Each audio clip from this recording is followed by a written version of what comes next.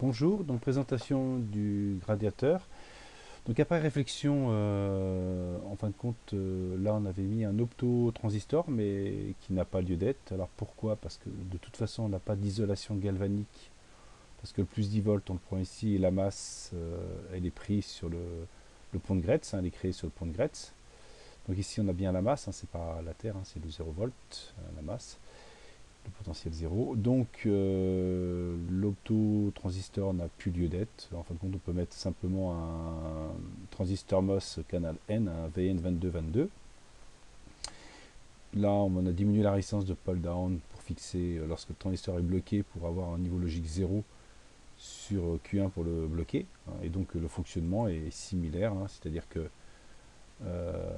lorsque je suis d'un côté, là j'ai 220 volts sur ma lampe, et lorsque je grade, hein, donc le PWM diminue, hein, le temps de niveau diminue, et la tension de sortie, hein, on voit au niveau de la lampe, elle diminue bien correctement.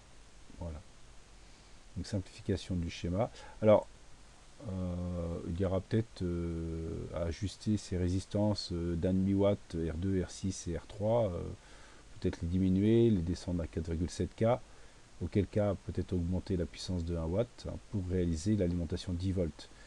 Si toutefois l'alimentation 10 volts n'est pas suffisante, on peut mettre une diode Zener de 15 volts par exemple, hein, pour bien saturer Q1. Hein. Voilà. Le point délicat sur Q1, il faut que la tension reverse, le UDS qui peut supporter, il faut qu'il supporte 400 volts lorsqu'il est bloqué, hein, lorsqu'on bloque le transistor. La tension ici est de 320 volts max. Alors au niveau des diodes, là on peut mettre des N41 48.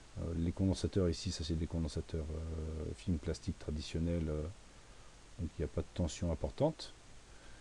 Et puis là, il faut bien mettre un 400 volts, hein, au moins un 320 volts, hein, sur C1. Et là, on est sur du 10 volts, donc là, on peut mettre un 18 volts, un 22 volts, 50 volts, c'est pas critique. Voilà. Donc voilà la simplification du schéma du gradiateur de lumière.